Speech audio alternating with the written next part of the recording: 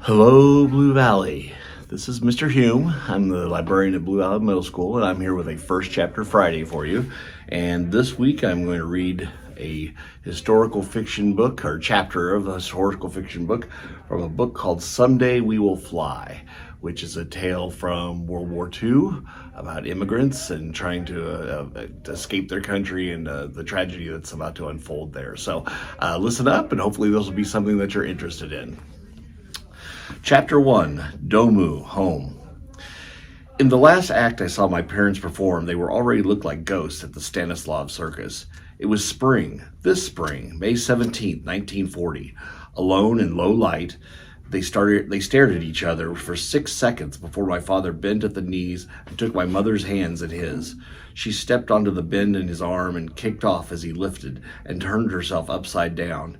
He straightened slowly and she rose, her hands atop his, her hair falling into the space between their heads. They were dressed in blue and silver like liquid or vapor, moving.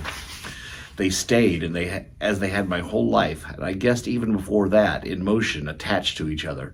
Papa walked forward towards the audience, with Mama above him. As they came forward, no one breathed. The audience was just a few of their former colleagues from the circus, my silent baby sister Naomi, and me. Mama's face was turned away from us, but Papa smiled in spite of the poor light. We saw his teeth flash, saw the glitter tear painted on his cheek. He lowered Mama so slowly, smiling, maybe feeling the joy they'd been decided was worth risking a performance, even though they were forbidden. They hadn't performed in so long it felt unbearable. So here they were, although there was no real ring, no antique building, no fiery spotlight, there was no music. Their faces met, hers upside down, and then he lowered her more until she was at his chest, his stomach, his knees. She bent and suspended herself across him, making their bodies a V before rising up again to his shoulders, where she balanced the back of her neck against the back of his. This was their most perfect act, and I waited, squeezing my sister tight, knowing next our father would flip our mother from his shoulders and catch her so surely that her body would look, even in this pitiful place, as certain as an arrow finding its bullseye. But everything went black. We heard the cracking of a door kicked open, broken, and something slamming across the floor my parents had taped up. There was a chorus of screaming voices, my mother's among them. I began to scream too. Someone grabbed me so roughly I didn't know until I felt the shiny fabric of his blue and silver suit that it was my father. He put me on his back, and I held on as he ran into the black night, gripping my sister under his arm so she wouldn't slip from his grasp and be lost. We flew to Goda Street, where he bounded into the back of our apartment, set us down, locked the door, pulled the blinds, and turned to me, no breath left in him. She'll come. We'll have to wait. I hadn't asked. We waited all night. Naomi cried the way she does, clicking a cricket noise in the back of her throat, exhausting herself and us. There was nothing we could do. Only Mama knows what Naomi wants, and most of the time, what she wants is Mama. The sun rose, and we stared through a tear in the drapes my grandmother had sewn as Warsaw came alive outside. In the day's first dim light, silhouettes of soldiers moved like shadows. Our non-Jewish neighbors, still allowed to work and study, hurried by. When Naomi finally fell asleep, I turned to my father, wild with fear. I saw in his face, too. Why hadn't he gone back in the night to find her? Was he afraid of vanishing, too? Had he chosen between her and us? Where is she? What happened? He said, I don't know. We had tickets on a train leaving Lithuania for Italy in 2 days. We were to drive to Lithuania, the four of us, and then take the train to a ship that would sail in 6 days. Sail to Shanghai, a place we couldn't imagine. I tried to clear my mind by counting. 6 days was 144 hours, 8,640 minutes. That was enough time. She might come back, meet us at home in time to drive to Lithuania. 10 hours away, or in Lithuania in time for the train from there to Italy, which took 2 days. As long as she got to us before we drove, or met us at the train, or found us in Trieste at the dock, those were all possibilities. And the more I considered them, the more I felt a good one might come true. I told myself that she had climbed down from my father's arms, skipping the finale intentionally to escape. I pulled the screaming outside of my mind and imagined her on her way back, coming through the door, scooping Naomi up, wrapping her arms around Papa's neck, turning to wink at me. My grandmother, Bobsia, would come in singing off key, delighted. And if I thought hard enough, really believed they would be home any minute, there were lots of minutes for God to make it happen. All of her bird clocks chimed, and I jumped like a rickety puppet, shocked. It was 5 in the morning, but we were upside down, our day ending. Papa looked desperately at Naomi. Her cheeks were hot, dark curls stuck to her forehead, and a ribbon of drool glistened down her chin. A wooden cuckoo popped out of our best clock, and I waited for it to slide back to safety, but it stayed frozen outside. No one else seemed to notice, so I said, "It's broken. Look." My sister didn't stir. Papa draped a red quilt over her and then reached down to pick me up, even though I was 15. We often carried each other around for fun. My father lifted, threw, spun, flipped, and caught us. I was made for the circus, small for 15 and bendy. I had always been able to push 2 chairs close to each other and hold myself up over them, my hands the claws of a lumber bird. Naomi was small as well, too, small, and when he held her, she slid as if boneless through our arms. My parents called her their surprise baby, even before she was behaving in surprising ways. But she wasn't like other 1.5-year-olds, and no one knew why. Not my parents, not the doctors, not me. But when my father picked me up off the couch, it was a different lifting, as if a switch had flipped and my weight might crack his spine. He hunched over my bed after setting me down. "Maybe she's found Bobsia," I tried. "Maybe she found the camp, and that's why they're coming back together. That's why." There was silence until my false looping voice started up again. "If not, we won't go. We don't have to go. We can take a different ship. We can..." There were questions, but he didn't answer, and I felt the blood in my limbs go cold and slow, dimming from red to pink. "Well, I won't go then," I told him. I picked up my doll with the faded face, her yarn hair redder than my mother's or mine, and a mouse Bobsia sewed for me when I was 3. They were my only remaining toys, but I wished I'd kept every doll and animal, every game I'd ever played, because it came to me that I might never see my life again, or Warsaw, or glittering Vistula River, Zagoda Park, our city. Even after the soldiers came and I wasn't allowed at school, the streets still flashed with color. We were still from somewhere. I tried to imagine my mother. Was she running along the river, almost home, in the park? Was she alone? Was she fearless, preferring no net at the circus, securing herself to Papa's limbs or ribbons hanging from the ceiling? They fought about this often, and he told her over and over to be more careful, but she laughed. Even angry, he stood beneath her, ready to lift her up and catch her, maybe careful for them both. After I was born, he made puppets and taught me to dance. He didn't like my contortion acts because he thought I might get hurt. But I wanted to be like my mother, brave, so I twirled as fast as a toy top, never got dizzy, bent at the wildest shapes I could make, flipped across every lovely expansive stage I could find. I was dancing before I walked, and everyone called me Rajka, fairy, because I danced like someone flying. Mama had her own name for me, though. Sladka Lilia, Sweet Lilia, Little Silent Naomi, we all called Lolka, doll. Now my father said, "Rajka, I'm going to Circus Ephesus to find out where your mother went. Stay here. Watch Naomi. Do not answer the door. Keep the curtains shut and don't look out the window. I'll tell Anya you girls are home." I didn't want to stay or watch my sister. Some drum sounded inside me, formed nor words. What do I do with Naomi? What if you don't come back? The worst fear filled me. Even if I asked questions forever, I could not keep him here. He hadn't let me walk to school or just go to parks since the soldiers came. But now he was leaving me alone with Naomi after our mother vanished. Now he was kissing my forehead, and I saw his eyes, lined with veins like red threads. Now he'd become someone else over one night, someone sewn up sloppily. I grabbed his hand, but it was cold. The glow around me, a bright clown blue he'd always had, was gone. "Don't look out the window," he reminded me. "Stay inside. Keep the lights off. There's food on the counter and some milk in the icebox. Only if there's an emergency, go get Anna." Anna was my best friend Kassia's mother, and I didn't want to get her even though this felt like an emergency already. I listened for Naomi, angry for being a baby, for being so strange, for probably waking up soon and needing something I couldn't guess. Why didn't she crawl and babble like other babies?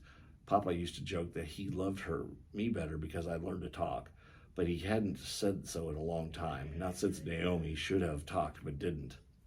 Our clocks ticked like a chorus of clucking human tongues. Thuck, thuck, cluck, cluck.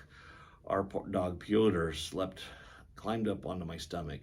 We'd found him behind a rock at Zagoda Park this winter. Naomi was born, and even though she didn't like animals, Mama said it was because I needed someone to take care of that he'd appeared. Naomi would be her baby and Pyotr mine. Mama was fair like that, so she let me keep Pyotr. He watched me now, his white eyebrows moving as they always did when he was thinking, they'll be back. I tried to convince him, but he closed his eyes. I tried to will it, though they'd be quiet because of the soldiers, but I could hear their steps, a slight beat between Bobsia's right and left and my father's even heels, Mama's skittery walking. Her bold voice, sorry we're late, Sladka Lilia. She would leap up on my bed and tickle me, apologizing. Pozna, late, Prej pozam, sorry. She was always late. That's why my fathers loved borrowing her clocks. The first time they met, she was late for her call at the Stanislav Circus. It was my first memory of her, even though it's not my memory, but a story they loved to tell each other and me. How she came running into the Warsaw Cultural Center like a gazelle, long-limbed and elegant, except when she was frantic. Then she seemed very silly. She was shedding layers that the felt coat and the wool collar, the scarf Bobsia had made her, a sweater. She kicked free of one boot and was struggling with the other, unbuttoning and pulling off her pants just as Papa, not Papa yet, came out of the dressing room in his clown outfit. Prozam, he said, his first word he ever spoke to her, sorry. She was hopping furiously on her strong legs and underpants she told me were orange. Nee, Prozam, don't say sorry, just help me, I'm late. She flung her things inside out, all about. Please, she gasped, I'll be fired before I start. I need this job. Papa stared. He knew the moment mattered, so he snapped alert and dug into the trunk for tights. Tape, a leotard she pulled on. They taped up her hands and she ran into the hallway behind the ring. Now my sister was crying. I snapped back into the terrible day and went to get her. Papa is out, but I'm here, I said in English. I'm good at English because Bobsia made me read all her books. She never said so, but I knew it was because she wanted me to make sure I could do something other than be in the circus when I grew up. In the kitchen, I held Naomi on the counter and fed her some milk and noodles. I said milk when she drank, and noodles when she chewed. Then we sat in my room where time pressed us down, spun us under. Naomi threw my 2 toys off the bed, and I picked them up and she threw them off again. She laughed wildly, closing her eyes and tipping her head back the way she does. She's like drinking water, like she's drinking whatever is funny and then coughing it back out. Slah, slah, slah. A wash of light rose outside my ceiling and walls were bright in spite of the drapes. I stared at the review I'd pinned up of my parents' act. Intimate, dazzling, it called Mama, weightless, and Papa a masterful anchor. In the photo, she is upside down, her hands atop his. He is looking up at her. Next to that was my poster of Zish from Strikeout on a ladder holding an elephant in his arms, and in his teeth a rope attached to a wagon full of people. Papa's hero, he was not only the strongest man in the world, but even better, a Jewish strongman. Zisha rolled into arenas in a chariot covered with stars of David. He died the same year I was born, 1925, and Papa started wearing the glitter tear. He said I was the only thing that cured the heartbreak of Zisha dying too young. Our circus had so many Jewish acrobats, clowns, and dancers. We played festive klezmer music, and our tightrope walkers were sisters whose mother recited Tehillim, and they walked the wire, her prayers keeping them safe. No one minded Jewishness yet. The sun moved higher in the sky, and I knew it was midday. When it sank, I knew dusk, and when it disappeared, night again. Naomi finished the milk, and then there was nothing left. Despair darkened our apartment, and I began to panic. I carried my sister to the stove, set her down, and got my hands and knees and scoured the ashes. When my fingers found the ring I'd seen our mother hide, I said out loud to Naomi, "Look, she'll be happy when she gets home." But I didn't believe it, and Naomi didn't even understand. I washed the ring's gold star, then tore open the stomach of my toy mouse and sewed the ring back in. Naomi watched, the quietest audience member. I finished sewing and stood on my hands. "A show for you," I whispered, but I was stiff and fragile from being inside too much or from fear. I fell out of my handstand and danced without music until I was warmer. Then I lay on my stomach and twisted into a spider, legs over my shoulders, feet in my hands. I smiled at Naomi, but she just stared, her giant eyes unblinking. I untangled myself fast and became nothing but a girl again, too afraid to move. We should have left when the soldiers came. Last fall in 1939, armies invaded Poland, first Germany, then the Soviet Union, both in September. It was only 10 days after the second invasion that we had to surrender. They took over everything, but my parents didn't want to leave. Others knew to go. First was my friend from school, Renia Antol. Even before the invasion, one day we were all playing outside in the courtyard dancing. Cassia was bent in half, a laughing elephant, swinging her right arm trunk. I had my wings in my air, beating and flapping when Renia came out with a grave face. Du Vidzinia, I am not allowed to tell you, but my family is escaping. Renia was a dramatic girl, prone to telling lies to excite everyone, but she said goodbye in a voice that made my skin prickle and itch. I felt stupid, too, because Cassia and I were dancing animals, and now this, something serious. Cassia shouted, escaping. What? Where are you going? Shh. Renia pulled us back into the brick L where our buildings came together. She was big and spoke in a whisper low, like a man's. England. My father says Poland will be torn in half by Germany and Russia, and all Jews should get out now. I looked down at the riot of flowers my mother and Cassie had planted in the courtyard, and suddenly the stems, leaves, and petals were a map. Germany and Russia, fanged giants on either side, devoured our apartment and guardian with Naomi and my parents in it. Cassia, always sweet, had begun to cry. She wasn't Jewish, and I thought she didn't mind losing Renia, but she didn't want to lose me. She waved her arms around my neck. To Renia, she said, Rok, come back. The joyful shouts of Cassia's handsome older brother, Janus, and his friends became ugly in my ears, and I pulled away. I turned a line of crisp cartwheels across the courtyard in my apartment so I would seem carefree because I didn't want Renia to be right. But at dinner that night, I asked my parents about what she had said. Mama's jaw tightened. Eat your dumplings, sweet Lilia. I'd stared at her until she spoke. Some people in Poland hate Jews, yes, but in a different way from the Germans. Our government will never allow that sort of thing here. She was holding Naomi in her lap. You don't think? Papa asked, and I knew that he wanted to leave. Tolerance is in our Constitution, Bursik, especially for Jews, my mother argued. We've been here since the Middle Ages. Come. She kissed Naomi on the mouth as if reminding my father that Naomi was too young for this conversation. She then strapped my sister into her special chair she couldn't slip out of, and Naomi tried to stuff an entire dumpling in her mouth. Yes, Naomi, eat your dumplings just like your big sister. Renia Antol's father said all Jews should get out now. Let's wait and see, Lilia, Papa said, moving over to Mama's side of things, as he always did. Maybe it will get better, and leaving isn't easy. But it got worse. Small horrors kept creeping in slowly, then growing. In October, Yiddish papers stopped arriving, so my mother struggled and read the Jewish one in Polish. In November, the Jewish paper disappeared. At services in December, my mama and I attended, but Papa and Naomi avoided. The rabbi said, "My friends, things are getting worse." Now it wasn't things. Now it was things. Too many to be contained by one small word. His voice was gentle, and pages of prayer books rustled. The cantor sang, violet notes everywhere, our temple warm with syllables we shared. My mother swallowed and looked at me with sideway eyes, but we stayed. By winter, Jewish girls weren't allowed at school anymore. I loved school so much that this sucked the blood from inside me, and I wanted to cry all the time.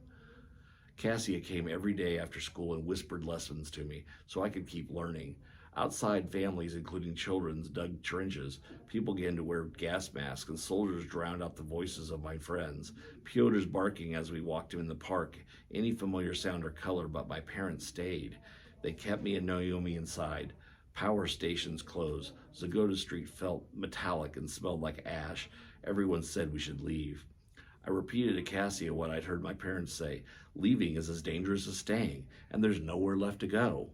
It was true. At first we didn't know how we had to leave, and then we couldn't leave. There were no more ports. The world was a map of impossible borders. Where will I go? I asked Cassia. It was March 1940, 7 months since we had been invaded, and already the rest of the world had locked itself up. Go to England like Renia, or Italy, or America. Go to America, Cassia said. America sent a whole ship back, I told her, despite despising her for her luck, for not needing to know about America what I knew. 1,000 people, even though they had families there waiting for them, who said they would pay, and we would take them. We don't have anyone anywhere except here, and America sent away those who do. If America didn't take them, America won't take us. Okay, so that's the end of the first chapter of Someday We Will Fly. If you want to follow the family of the circus performers on their voyage to Shanghai to escape Poland and see what happened to them, then please come to the library and pick this book up and read the rest, and hopefully you'll enjoy the fascinating story. Thank you for listening.